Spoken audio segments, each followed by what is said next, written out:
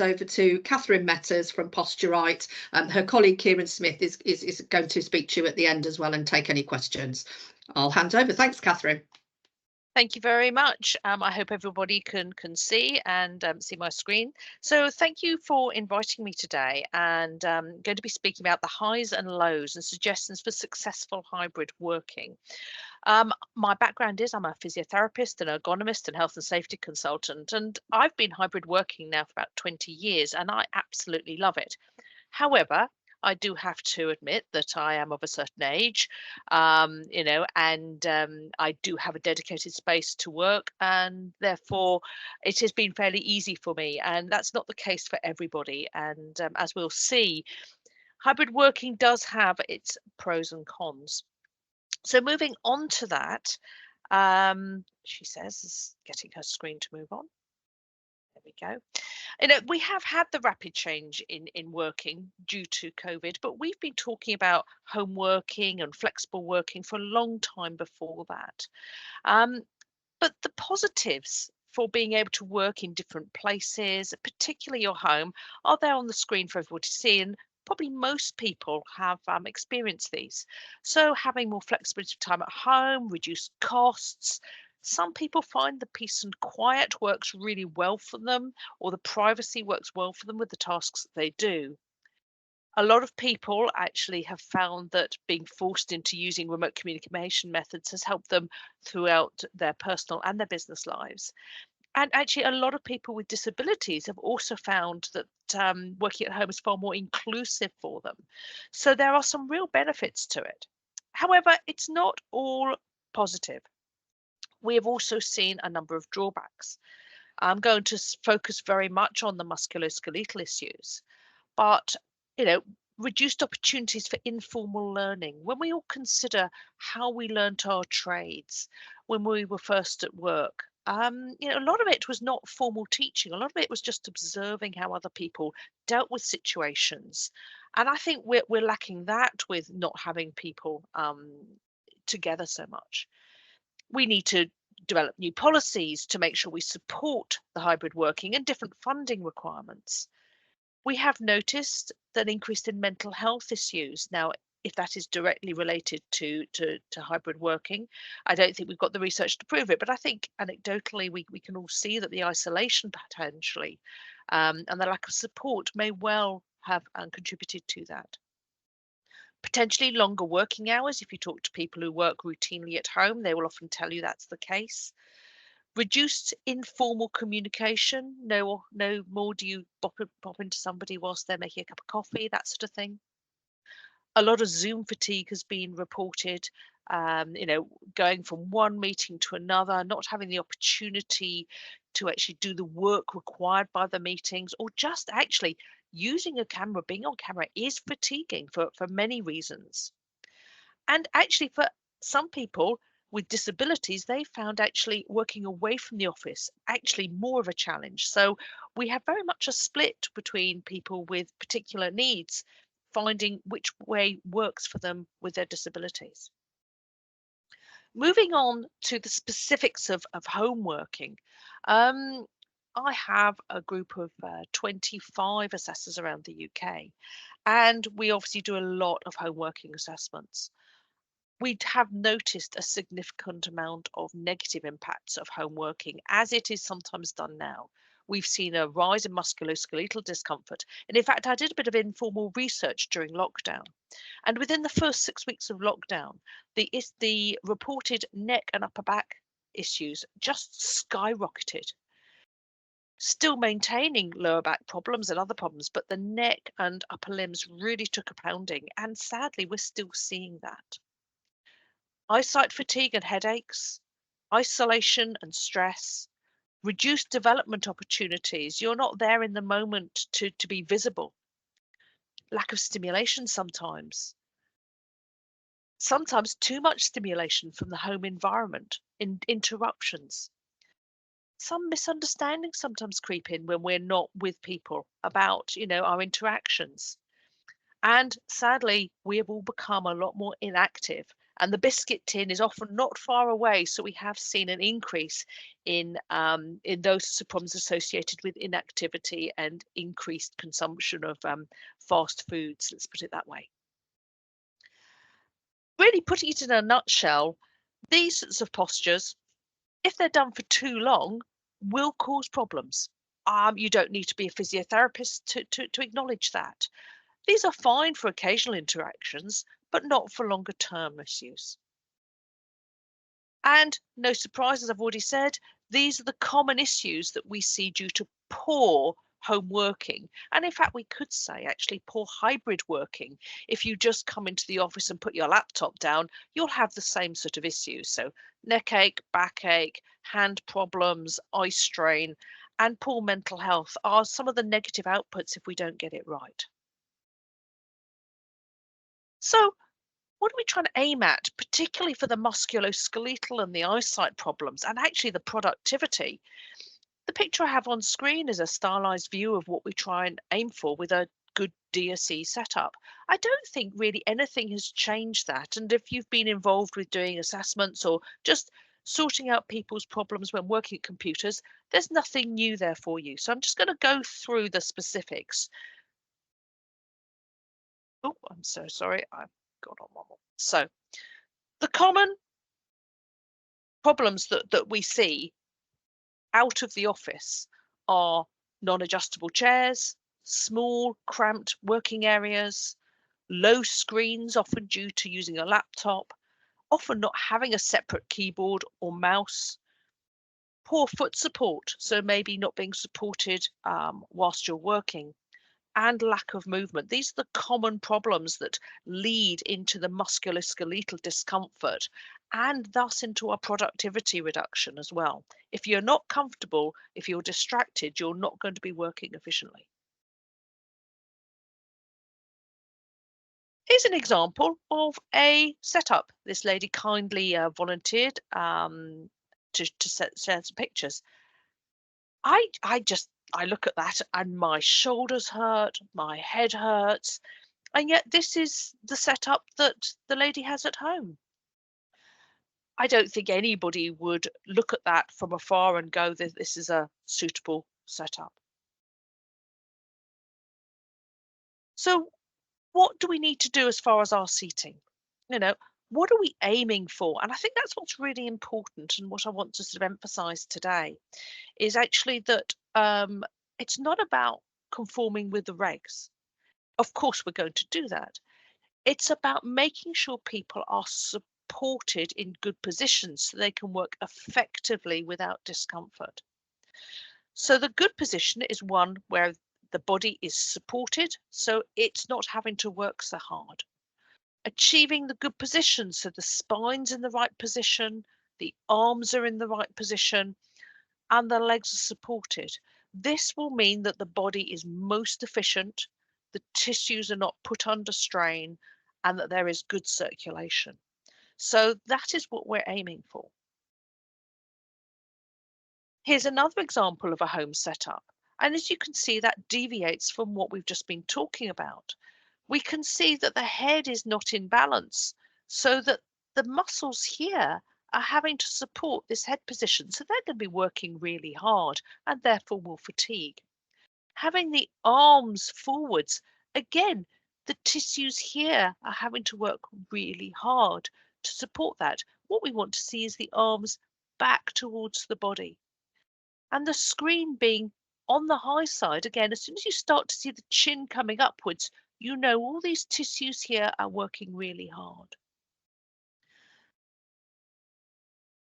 So really important to get our sitting height right. And I've got very simple pictures just to show the effects of what happens if we don't get in the right position. If we sit too low with our hips lower than our knees, our spine tends to curve. We don't get the support we need. And if you see that the angle of the arm is wrong, so that there is going to be more movement at the wrist, and also it tends to encourage a flexed neck position. Equally well, if we're too high, we tend to pitch forwards, again coming away from the backrest, and it tends to affect the head position. If what we're sitting on does not provide enough support or is too long, you can see what happens. If we don't have a seat pan that's long enough or we sit too far forwards on it, only part of our thigh is supported and we get a pressure area. If our seat pan is too long for us, we're unable to sit back in the chair and get support, and we may get pressure behind the knee where there are sensitive structures. So it's important that we get the seat depth appropriate for what we need. Again, if we don't have the backrest that's either adjusted to the height or able to be adjusted to our height, then we see that we get lack of support. We either get, if it's too high, support in the upper back region, or if it's too low, it tends to push us forwards and we don't get the support here and we tend to lean forwards. So all these simple things, it takes about 30 seconds to set up a chair. But if we don't do it, it has huge repercussions on us. If we look again at the backrest tilt, if we don't get the backrest in the right position, again, it will either push us forwards, or if we lean back, that might feel very comfortable and that might actually good support for the spine. But look what it does to the neck. Really puts it in a poor position and therefore can create problems when we're working. So I hope that kind of makes sense why it's really important to have your chair well adjusted for you to achieve that suitable position. Sadly, a lot of people don't have adjustable chairs, particularly in the home environment. And if that's the case, can we achieve that position with cushions and support? If not, we probably need to provide an adjustable chair for people. Coming away from the actual chair, let's look at the screen position. Also vital to make sure that the head sits in balance over the shoulders. First of all, we need to make sure that what we look at most of the time is directly in front of us. If we have it to the side, we're going to land up with a constant rotation, which causes fatigue and discomfort in the neck muscles. So what we look at most of the time should be directly in front of us. So occasionally we have to make a decision as to which screen we put in which position. If we have more than one screen, then the secondary screen should be placed nice and close to the other screen and at a similar height.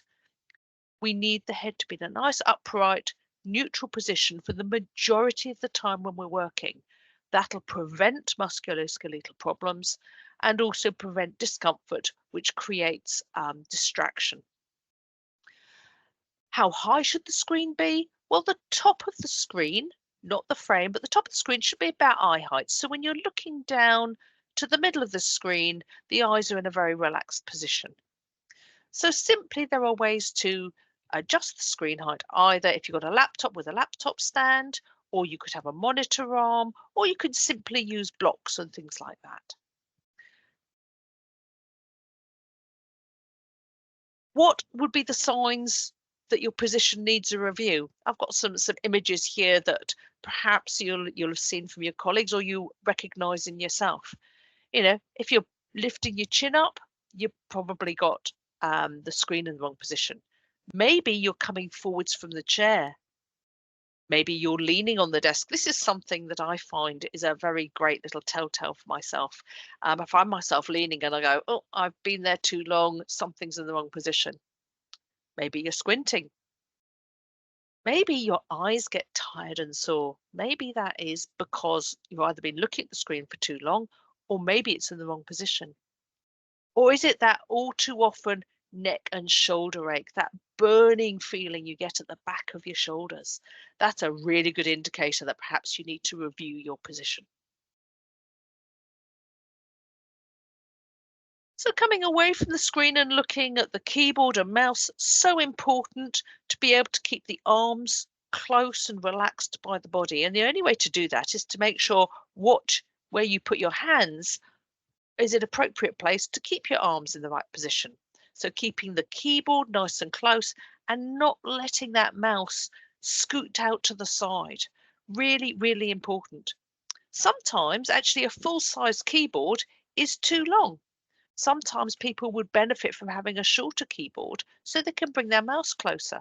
but it does depend on the tasks that you do. Some people spend a lot of time on their numeric pad and need a numeric pad. So really important to think about the positioning of the mouse and the keyboard. Lighting issues. You may, particularly in a home environment, not have many options about where to work. And if you have a lot of screens, as this person does, and they back onto a window, that's a lot of work your eyes are having to do to accommodate to two different lighting levels. You may not have an option to change where the position is, but actually providing a blind or curtains will help to minimize that problem. If you are getting discomfort, this is little things to check. Check the screens are in the right position and that you don't have any reflections on them. Make sure, if you can, not to back onto windows or face windows, as this can create a lot of work for the eyes. But maybe actually, if you can't move, think about putting a blind in place. How often do we change our screen settings? We shouldn't have it up at 100%. It's too much light actually creates a lot of tension on the eyes. So we should just adjust our screen settings. So I suggest after this call, you have a look and see what your screen settings are like. And we need to break. We need to let the eyes rest. And the best way to do this is to look into the distance about every 20 minutes for 20 seconds. There is something we call the 20-20-20 rule. And that's really useful just to give the eyes a break, let things rest, get the circulation going, and that will really help to reduce the eye fatigue. And actually, it's very good for stress relief as well. So coming away from the actual physical setup, I want to just talk about some of our practices. A bit like a car, we need to maintain ourselves or else we don't function well and we land up with overuse injuries or fatigue. So breaks, activity and hydration is vital at home and in the office, but I would say probably more at home because we lose the opportunities to see other people taking breaks or get encouraged to take breaks. But in the office, we need to stimulate this and get people working well. So, as I said, it's really important to hydrate and move. This will reduce the static postures and fatigue. It helps rest the eyes. It helps us with our stress control and our ability to think. These are all opportunities to remain hydrated as well. So really important to think about how we work, not just the physical setup. Some of the inactivity traps that we've seen people at home get into is people don't commute anymore. Sometimes that was the best exercise people were getting, morning and afternoon, a brisk walk to the station or the bus stop now we don't need to do it. We may walk 10 meters into our spare room or something like that. So that is reducing our activity. So we need to replace it with something. There's nobody to remind you to get up and move, no little nudges. So we need to think how we can replace those to make sure people get that stimulation to move frequently. We don't need to move far to get refreshments and that biscuit tin, as I said. I'm the world's worst at the old biscuit tin, so I really have to make sure that I make that difficult for myself. Maybe during lunch, the sofa is very appealing, or maybe we decide to watch TV every lunch. Now, we don't want to deny ourselves opportunities to do things, but let's make sure that we mix it up a bit. And what about going for a walk if it's nice? I mean, for me, today is a lovely day, and I think a walk would be lovely. So take those opportunities. Equally well with my physiotherapy hat on. Great opportunity in between calls, lunchtime to get on the floor and do those exercises. No excuse. You can just, pop down and do that. I've quite often taken a call whilst on the floor doing some stretches. So there are some great opportunities. They're not just inactivity traps. Also, maybe perhaps if you're working at home, you don't get out of your gym jams in the morning. Now, if that's the case, what's the likelihood that you're going to take the opportunity to leave and have a stretch and go for a walk? So let's make sure that we don't fall into any of these on a regular basis. Now, I think I started off by saying I've been a hybrid worker for a while, and I think it's fantastic. I think if we do it well, it opens up a huge array of opportunities for us. When we're in the office, we can meet people, we can have our meetings, we can do the collaboration that's so important. But then we can choose to do tasks maybe at home that we need more privacy for, or that we need our concentration for, or perhaps times when we do want to fit it in with our Pilates class. you know there's no reason also to think that all your tasks need to be done at a workstation. When you're on the telephone, if you've got a favorite spot in the house, you could go and take a telephone call looking out onto your garden, or spy on your neighbors, or whatever else that you like to do. But there's no need to sit at your workstation for that. Or if you're writing notes or reading things, think about moving away from the workstation. What about thinking? We don't do enough of that, I don't think. So again, moving away from the workstation. When I talk to people about where they do their best thinking, most people say, "Oh, when I'm out walking, or when I'm having a shower, or when I'm in the smallest room in the house, or if I'm hanging out the washing." It's all these activities where they're achieving, but they're not actually having to concentrate too hard. That's when they join the dots. That's when they get to think. In all the years that I have been involved with teaching, particularly DSE, and have asked the question, when do people do their best thinking? Not one person has said to me, I do my best thinking whilst I'm at my workstation or doing my emails. And I think that is quite interesting. And I would challenge you to think, when do you do your best thinking? Also, think about video meetings. We've all done a lot of Zoom or Teams. We don't need to be sat down. Why don't we stand up, or we could do some exercises whilst we're in our meetings, and that would encourage other people. So I think this is a real opportunity to change the way we think about how we work. Maybe we think about our activities and how best to do them. Now, talked about the importance of collaboration. It's really important for encouraging the creativity, to promote healthy working relationships, to develop teams, and it allows us to be quicker and more effective. We also can bring people on more with collaboration, that informal learning I was talking about. So something we need to focus on is, how can we get this collaboration effectively done? When maybe some people are in the office or when they're out, is it a question of gathering people together in the office at certain times? Or is it looking at the technology solutions to try and be more inclusive within the remote activities? So this is a real challenge for us to actually adapt to this hybrid way of working and make sure we get the collaboration we need to be productive and effective. So a few key home working messages here, just to sort of reground. Encourage people to make sure that they set up a workplace, or that they're regularly going to work, away from where they take breaks and sleep. That will prevent that sort of like, oh, I need to do this, I need to do that. So it's important to think about placement of a work area.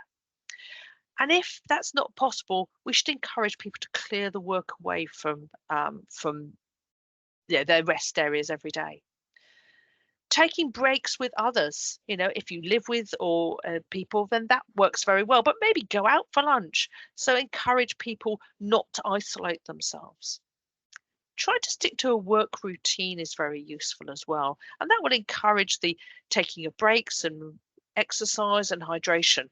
Try not to just turn on the computer and plow through all day. That's not a good way to have a sustained, long-term, productive, healthy working, home working. And making sure we keep connected with people. Now, some people want more connection than the others, but we need to think about what works for us and our teams. A few little tips on video conferencing. I mean, it's great. It allows us a lot of flexibility, reducing commuting, but we need to make sure that we space out our conferences. We need to be able to look after ourselves. We need to be able to think, and we need to be able to, you know, do the actions that come out of the meetings. We need to make sure people have agendas for the meetings so they can provide the preparation and follow up. This is nothing new. We've done this with our meetings for years, but we need to adapt this to make sure that we are as effective with our video conferencing as we are with our traditional meetings. Turning on subtitles and transcripts, very, very helpful for people with different learning requirements. But actually, sometimes it's quite useful because if you've missed what somebody said, you can look at it on the transcript, or if you want to refer back to the minutes, you can have a transcript nice and easily. So think about making sure people know how to do that and where those things are solved. Making sure that the mute is on when not speaking, because background noise can be very distracting and it's very fatiguing. So again, we need to, if somebody hasn't done that, we need to be bold and say, can somebody please mute themselves? Because it's very distracting and makes us ineffective. And using the chat and other functions allows people again to be included. Those people perhaps that are more reticent about being seen on camera, or perhaps aren't, don't feel that they've got the right to add a comment. Maybe they could see that other people are including in that. What I would also say is that being of an older generation and not very computer literate, I need a lot more hand-holding when I'm taught how to use these new applications. And I think it's really important to make sure that we provide the training on this new equipment and new ways of communication to fit with all levels of ability. We don't want to talk down to people who are naturally using the technology, but we need to make sure that we have slightly more hand-holding for those people who need a little bit more support. We need everybody to be included, and it's something I think that a lot of companies do very badly. We don't provide different levels of training for different levels of experience.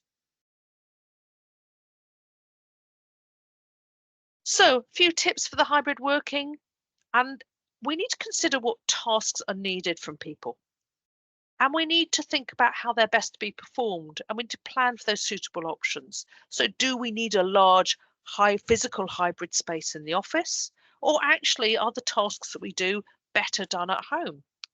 So we can't say that all companies need to work in the same way, because that just isn't going to work. We've all got different tasks, we have different employees, but we've got to have these better conversations to make sure we get the best out of our staff for the tasks that we would need them to do. Creating those suitable environments which are flexible and intuitive. If people are struggling to set up their equipment in the hybrid office, they may choose not to come into the office, or they may choose not to set up correctly.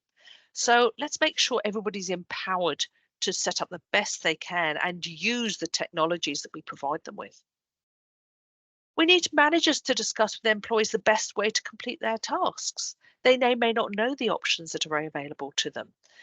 They may not know how to book a meeting room or do an online breakout rooms. So let's make sure that managers are able to discuss with employees all the options and make sure we get the fit between the tasks and the employees. Everybody now has to take a bit more responsibility. If we're working away from the office, we need to be aware of the risks and that it's our responsibility to look after ourselves. So, just saying, well, I'm going to go home and sit on the sofa with my laptop, need to know that that is probably going to lead to pain and discomfort and not a lot of effectiveness. So it's important we make sure that people know the risks and what's available to them to support that. And we need to make sure we've got good, effective feedback systems so that if things aren't going right or if people have got questions, they can easily get the answers. We all know if it's easy to ask the question or report something, people will do so. If it's difficult, they'll say, oh, I'll do it another time, and it never gets done. So let's make sure we do that. I've talked a lot about movement, and I think it's just useful for me just to highlight, what do I mean by that? Well, if we're working at a good workstation that's well set up, well adjusted for us, we still need to take simple movement at the workstation and eye breaks every 20 minutes. And I would suggest bottom of seat at least every hour. So it's only about 7 times a day. That's not a lot. If the work setup is less appropriate, we need to break away every 15 minutes. If you do that, take exercise, stretch, a little walk around, actually you probably won't get any negative effects. But if you try and work hunched over a laptop for long periods of time, you will get discomfort and pain. What about, devices are getting smaller. People are doing a lot of things on their phones these days. This causes a lot of small actions for the hands. It also tends to encourage the head to come forwards. So if we are using small devices for activities, we need to move far more. As you can see on the screen, you need to swap and move your hands, you need to move your head and neck at least every 5 minutes and break away at least every 15. Otherwise, we will get discomfort. I'm not saying we should never use the small devices, but we should be careful about the tasks we do on them and make sure we look after ourselves when we do. There's a very simple message. The worse the position is, the more movement is required. The body is incredible at looking after itself if we give it the opportunity. If you are fortunate enough to have a sit-stand option, which many people now have, we often get inquiries about, well, how should I be standing in the morning or standing in the afternoon? What's the best way to use it? If you have a facility to work sitting and standing, it's generally encouraged that you work sort of like in 30-minute cycles. So you sort of sit for about 20 minutes, getting the support.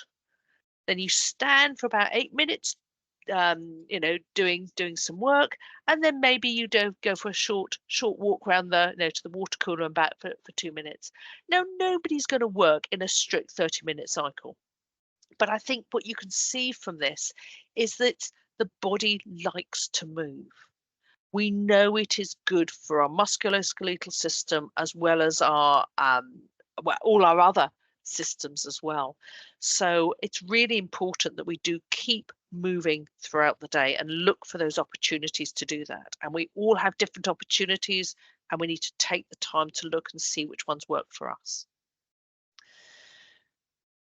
So I've thrown a lot of things out there, and I'm hoping we've got some interesting discussion questions, but I just really want to sort of summarize. In this world where we have lots of different places to work now, which I think is fantastic, let's consider the right place to work for the tasks we do, for our skill set, for the tasks we do, for the environment and the culture of our companies. Hybrid working gives us that opportunity to choose, but let's choose in a real positive way to be productive and happy and preventing the musculoskeletal and other problems. The basic display screen equipment, the basic computer setup does not change because the basic setup was there to ensure support and the body moving and working in the correct way. But we need to consider the tasks and the environment when making the decisions. Doesn't mean to say we can't use a laptop occasionally as a laptop, but we shouldn't be doing it for long periods of time.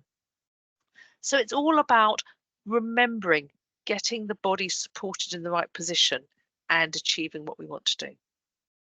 We also need to be realistic. We do get involved with this, but people sort of say, well, I can only have a small desk and I need all this equipment and I need it to work, or I don't want a chair that adjusts. I just want to sit on my sofa. Well, sometimes the compromise is not good for you long term. So it's really important that we are realistic and say, what will work? What will work long term? And just be honest about that. And if actually an environment is not suitable for the tasks, we need to have a realistic conversation about it. Let's not forget, though, movement This is great for the body, it's great for the mind, it's great for our health. We had something that is freely available to all of us, and we need to encourage others as well as ourselves to do more of it.